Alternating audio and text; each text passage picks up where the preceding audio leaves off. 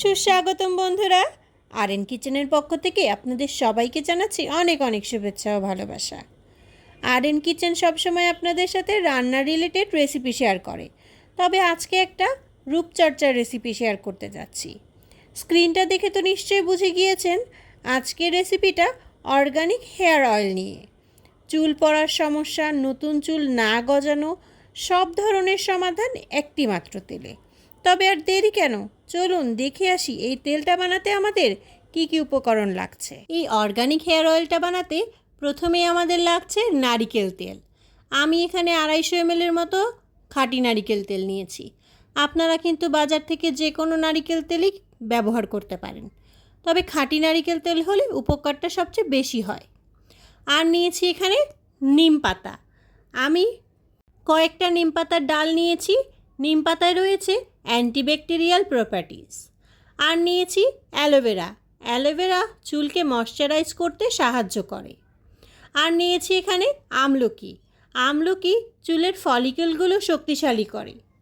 আর নিয়েছি আমি কাঁচা পেঁয়াজ একটা। কাঁচা পেঁয়াজ কিন্তু নতুন চুল গজাতে অসাধারণ কাজ করে। আর নিয়েছি এখানে রসুন, একটা রসুন খোসা ছাড়িয়ে নিয়েছি। রসুন চুলের গোড়া রক্ত সঞ্চালনে সাহায্য করে। আর নিয়েছি আদা। আদা চুল পড়া কমায়। আর লাগছে মেথি 1 চামচ এবং কালো জিরা 1 চামচ। মেথি এবং কালো জিরা চুলকে লম্বা করতে এবং কালো করতে সাহায্য করে। আর নিয়েছি আমি এখানে শিকাকাই। শিকাকাই চুল বড় করতে সাহায্য করে। নিয়েছি 1 চামচ রিঠা। রিঠাও প্রাকৃতিক ক্লিনজার। আর নিয়েছি হর্তকি। হর্তকি চুলকে উজ্জ্বল করতে সাহায্য করে। আর এখানে আছে কালোকেশি। কালোকেশি নিয়েছি আমি। আপনারা যদি পান তবে এটা ব্যবহার করলে খুবই ভালো। কালোকেশি চুলকে কালো করতে খুবই উপকারী কাজ করে। আর নিয়েছি কয়েকটা ফ্রেশ মেহেদি পাতা। মেহেদি পাতা চুলের স্ক্যাল্পটাকে ঠান্ডা রাখতে সাহায্য করে। আপনারা চাইলে মেহেদি পাতাটা ব্যবহার করতে পারেন। আর নিয়েছি এখানে জবা ফুল আর জবা ফুলের পাতা। জবা ফুল চুলকে প্রোটিন এবং ক্যারোটিন উৎপাদনে সহায়তা করে। সবচেয়ে ভালো হয় যদি আপনারা রক্ত জবাটা পান। আমি 2 ধরনের জবা ব্যবহার করছি। আর যে মশলাগুলোর কথা বললাম সেগুলো কিন্তু আপনারা যে কোনো কেরানির দোকানে পেয়ে যাবেন। আর লাগছে 2টো ই ক্যাপ। আমি লাল ই ক্যাপ ব্যবহার করেছি। আপনারা যে কোনো ফার্মেসিতে এই ই ক্যাপ পেয়ে যাবেন।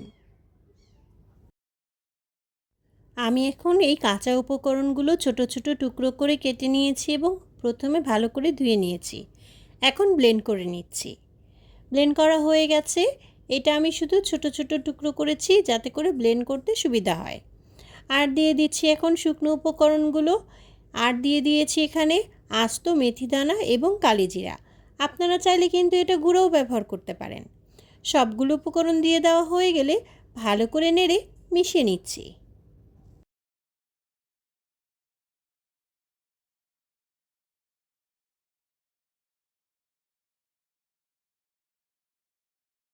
চুলায় একটা পাতিল দিয়ে দিলাম। আর দিয়ে দিচ্ছি নারিকেল তেল। একটু গরম হয়ে আসলেই যেটা ব্লেন্ড করে রেখেছিলাম সেটা দিয়ে দিলাম। দিয়ে ভালো করে নেড়ে চেড়ে দিচ্ছি। আস্তে আস্তে দেখবেন এটা থেকে কিন্তু কিছুটা পানি ছাড়বে। যেহেতু আমি ব্লেন্ড করার সময় একটু পানি দিয়েছিলাম, আর কাঁচা উপকরণ থেকে তো এমনি একটু পানি ছাড়েই। আস্তে আস্তে নেড়ে যেতে হবে মিডিয়াম টু লো হিটে। ধীরে ধীরে ওপরে কিন্তু তেল ভেসে ওঠা শুরু করবে। আর যে মিশ্রণটা তৈরি দিয়েছিলাম সেটা কিন্তু কালার চেঞ্জ করে ব্রাউন কালার হতে শুরু করবে। দেখতেই পাচ্ছেন কি সুন্দর উপরে তেল উঠে এসছে।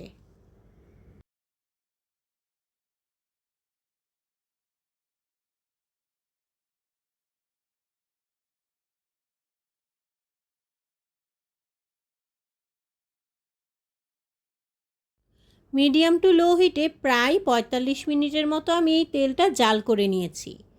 যেই মিশ্রণটা ব্যবহার করেছিলাম সেই মিশ্রণটা কিন্তু একদম ব্রাউন হয়ে গেছে।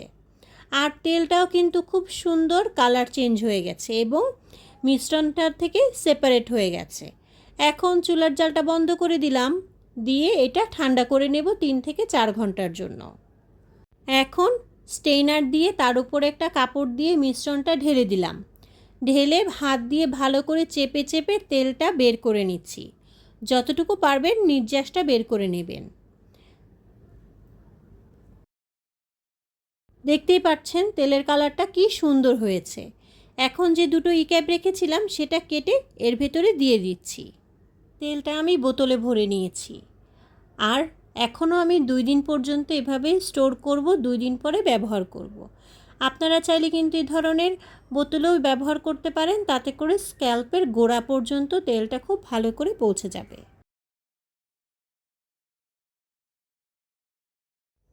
মাথার ত্বকের এবং চুলের সব সমস্যা সমাধান যদি একটা মাত্র তেলে হয় তাহলে কিন্তু মন্দ হয় না।